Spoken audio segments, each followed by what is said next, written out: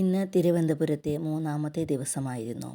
ആദ്യമായി ഇന്ന് കാണാൻ പോയത് തിരുവനന്തപുരത്തെ മൃഗശാലയാണ്. ടിക്കറ്റ് എടുത്ത ശേഷം ഞങ്ങൾ അകത്തേക്ക് കടന്നു. പ്ലാസ്റ്റിക് വസ്തുക്കളൊന്നും അകത്തേക്ക് കടത്തിവിടുന്നില്ല. ആദ്യമായി കണ്ടത് കാട്ടുപോത്തിനെയാണ്. പിന്നീട് കണ്ടത് കുരങ്ങനെയാണ്. 30 ഏക്കറിലായാണ് മൃഗശാല സ്ഥിതി ചെയ്യുന്നത്. ഇത് കൂമൻ്റെ കൂടാണ്. പിന്നീട് അങ്ങോട്ട് നിരവധി പക്ഷികളെയാണ് കണ്ടത്.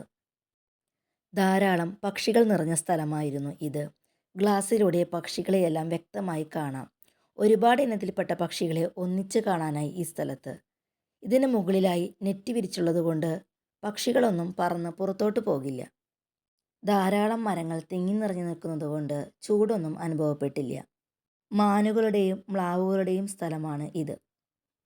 അതിനുശേഷം വന്യമൃഗങ്ങളുടെ കൂടുകളായിരുന്നു ഉണ്ടായിരുന്നത്. വളരെ അടുത്തു നിന്ന് തന്നെ ഇവയെല്ലാം കാണാനായി.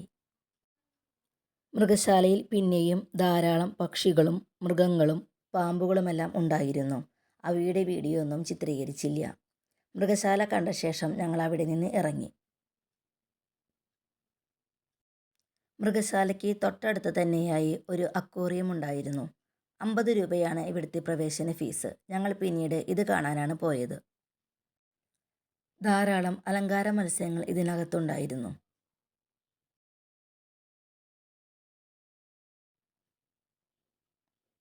അക്വേറിയം കണ്ടിറങ്ങിയ ശേഷം അതിന് തൊട്ടടുത്ത് തന്നെയായി ഒരു കുട്ടികളുടെ പാർക്കുണ്ടായിരുന്നു. പിന്നീട് ഞങ്ങൾ കുറച്ച് സമയം ആ പാർക്കിൽ ചിലവഴിച്ചു. പിന്നീട് ഞങ്ങൾ അതിനടുത്ത് തന്നെയുള്ള നാച്ചുറൽ ഹിസ്റ്റോറിക്കൽ മ്യൂസിയം കാണാനാണ് പോയത്. ഇതിലേക്കുള്ള വഴിയുടെ തൊട്ടടുത്ത് തന്നെ നല്ലൊരു പൂന്തോട്ടവും ഉണ്ടായിരുന്നു. 30 രൂപയാണ് ടിക്കറ്റ് നിരക്ക്. 2 കോടി വർഷം പഴക്കമുള്ള ഫോസിലാണിത്. ടിക്കറ്റ് എടുത്ത ശേഷം അകത്തേക്ക് നടന്നു. പലതരം പക്ഷികളുടെ കൂടുകളാണ് ഇവിടെ പ്രദർശിപ്പിച്ചിരിക്കുന്നത്. ഇത് ബേഡ്സ് ഗാലറിയാണ്. ഒറിജിനൽ പക്ഷികളുടെ ഇന്റേണൽ ഓർഗൻസ് എല്ലാം എടുത്തു മാറ്റി അവയെ സ്റ്റഫ് ചെയ്ത് വെച്ചിരിക്കുന്നതാണ് ഇവയെല്ലാം. ഇവയുടെ കണ്ണുകളെല്ലാം ആർട്ടിഫിഷ്യലാണ്. ഡോക്ടർ സലിം അലി പഠനത്തിനായി ഉപയോഗിച്ച പല പക്ഷികളുടെയും ഇവിടെ സ്റ്റഫ് ചെയ്ത് വെച്ചിട്ടുണ്ട്. ഓരോ വിഭാഗം പക്ഷികളെയും തരംതിരിച്ചാണ് ഇവിടെ പ്രദർശിപ്പിച്ചിരിക്കുന്നത്.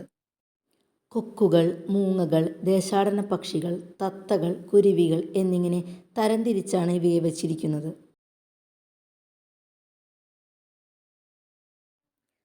കുറേ മൃഗങ്ങളുടെ സ്കെൽറ്റൻ ഇവിടെ പ്രദർശിപ്പിച്ചിട്ടുണ്ട്. തിമിംഗലത്തിൻ്റെ താടിയെല്ല്, കാട്ടുപോത്ത്, ഒട്ടകപ്പക്ഷി, ആനയുടെ സ്കെൽറ്റൻ എന്നിവയെല്ലാം ഇവിടെ കാണാം. ഇത് മുകളിലോട്ട് പോകുന്ന വഴിയുടെ ഇരുവശങ്ങളിലുമുള്ള കാഴ്ചകളാണ് ഇവയെല്ലാം. മുകളിലേക്ക് നടന്നു കയറാൻ ബുദ്ധിമുട്ടുള്ളവർക്കുള്ള ഒരു സംവിധാനമാണിത്. ഇതിനറ്റത്തായി ഒരു ചെയറും ഘടിപ്പിച്ചിട്ടുണ്ട്. കാടിൻ്റെ പശ്ചാത്തലത്തിൽ മൃഗങ്ങളെ ക്രമീകരിച്ചിരിക്കുന്ന ഒരു സ്ഥലമാണ് ഇത്. യഥാർത്ഥ മൃഗങ്ങളുടെ സ്കിന്ന് സ്റ്റഫ് ചെയ്താണ് ഇവിടെയുള്ള മൃഗങ്ങളെയെല്ലാം സെറ്റ് ചെയ്ത് വെച്ചിരിക്കുന്നത്. ഇവയുടെ കണ്ണുകളെല്ലാം ആർട്ടിഫിഷ്യലാണ്. ഇതിൽ പാമ്പിൻ്റെ സ്കിന്ന് ആർട്ടിഫിഷ്യലായാണ് ചെയ്തിരിക്കുന്നത്. ഇന്ത്യയിലെ പല സംസ്ഥാനങ്ങളിലെയും വേഷവിധാനങ്ങളാണ് ഇവിടെ ചിത്രീകരിച്ചിരിക്കുന്നത്. ഓരോ സംസ്ഥാനങ്ങളുടെ പേരും അവയുടെ വേഷവിധാനവുമാണിത്. ഇനിയും ഒരുപാട് കാഴ്ചകൾ ഈ മ്യൂസിയത്തിനകത്തുണ്ടായിരുന്നു.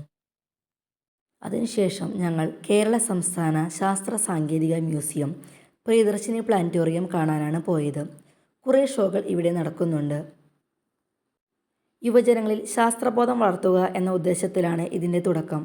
ഞങ്ങൾ ഓൺലൈനായി മുൻകൂട്ടി ടിക്കറ്റ് എടുത്താണ് കാണാൻ പോയത്.